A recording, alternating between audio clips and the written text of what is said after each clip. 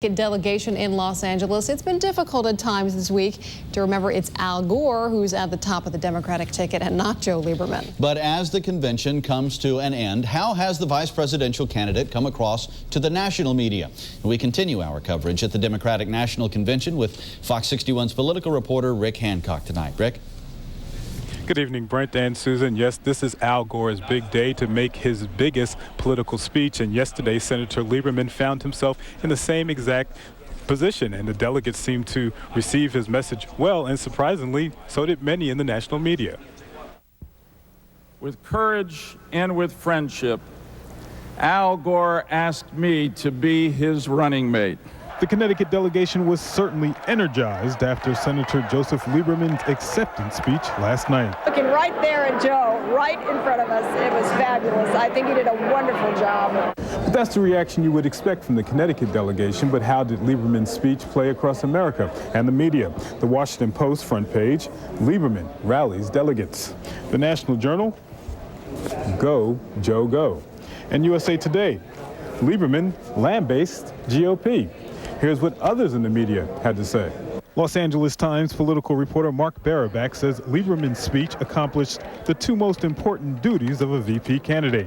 Defend the top of the ticket. Number two, attack the other guys. And he did so in a very effective way. It was more of a scalpel than a sledgehammer. And the speech spoke directly to the party's core constituents. African Americans, public school teachers, unions, and he reassured them that Joe Lieberman is with them, regardless of some of the past positions he may have taken. But those past positions forced the Gore campaign to distance themselves from Lieberman.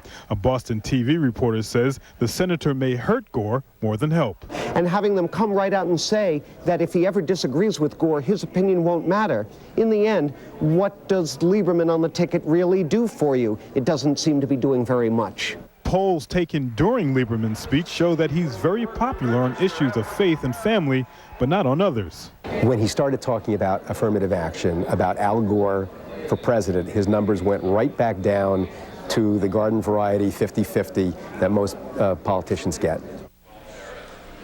But now the speeches are over and the race for the White House begins. The Connecticut delegation will begin leaving L.A. tomorrow. Some say they will hang out a little bit longer. Senator Lieberman has one more official duty. He will be hosting a party by the DNC here in Los Angeles. And one more thing before I go, I have to show you the most popular pin throughout the entire week in Los Angeles.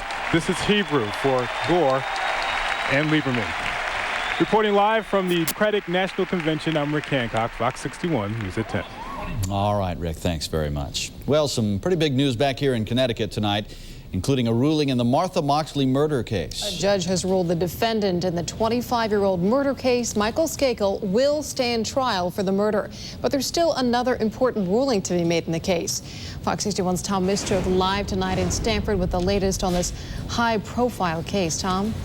Well, Susan, 25 years ago, 15-year-old Martha Moxley was brutally beaten to death right here in Greenwich. And earlier this year, Michael Skakel, her former neighbor, was arrested and charged with her murder. Now a judge has ruled there is sufficient evidence to proceed with a trial. So the case that has haunted this affluent community for so long now takes another giant step forward.